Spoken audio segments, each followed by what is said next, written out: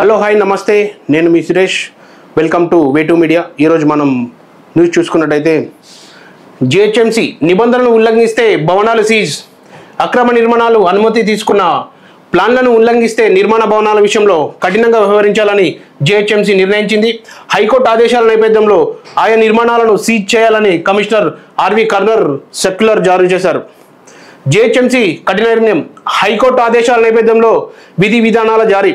అక్రమ నిర్మాణాల అనుమతి తీసుకున్న ప్లాన్ను ఉల్లంఘిస్తే నిర్మించే భవనాల విషయంలో కఠినంగా వ్యవహరించాలని జిహెచ్ఎంసీ నిర్ణయించింది. హైకోర్టు ఆదేశాల నేపథ్యంలో ఆయా నిర్మాణాలను సీజ్ చేయాలని కమిషనర్ ఆర్వి కర్నన్ సర్క్యులర్ జారీ చేశారు. ఇందుకు సంబంధించిన ప్రామాణిక విధి విధానాలు విడుదల చేశారు. గ్రేటర్లో అక్రమ నిబంధనలు ఉల్లంఘిస్తూ చేపడుతున్న నిర్మాణాల సంఖ్య గణనీయంగా పెరగడాన్ని న్యాయస్థానం ఇటీవల తప్పుపట్టింది. మీరేం చేస్తున్నారంటూ అధికారులపై ఆగ్రహం వ్యక్తం చేసింది.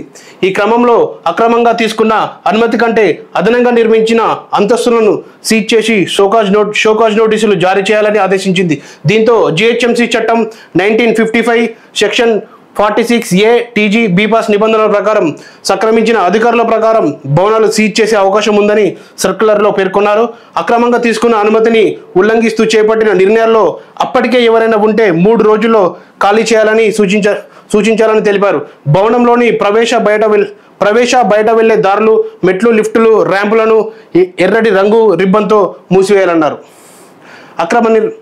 జిహెచ్ఎంసీ కఠిన నిర్ణయం తీసుకుంది. అక్రమ నిర్మాణాలు చేపడితే వాళ్ళకు 3 రోజుల్లో షోకాజ్ నోటీసులు ఇచ్చి 3 రోజుల్లో ఖాళీ చేయాలని, లేకపోతే భవనాలను సీజ్ చేయాలని జిహెచ్ఎంసీ కఠిన నిర్ణయం తీసుకుంది. అలాగే ఎంతటి అధికారులున్నా, విఐపీలున్నా, ఎవరు భవనాలున్నా సీజ్ చేయాలి, లేకపోతే 3 రోజుల్లో ఖాళీ చేయకపోతే కూల్ చేయాలని చెప్పి జిహెచ్ఎంసీ కమిషనర్ హుకుం జారీ చేశారు. ఓకే, మరో మంచి న్యూస్తో నేను మీ ముందుకు వస్తా. నేను మీ సురేష్. అలాగే వే2 మీడియాని సబ్స్క్రైబ్ చేసుకోండి. Thank you.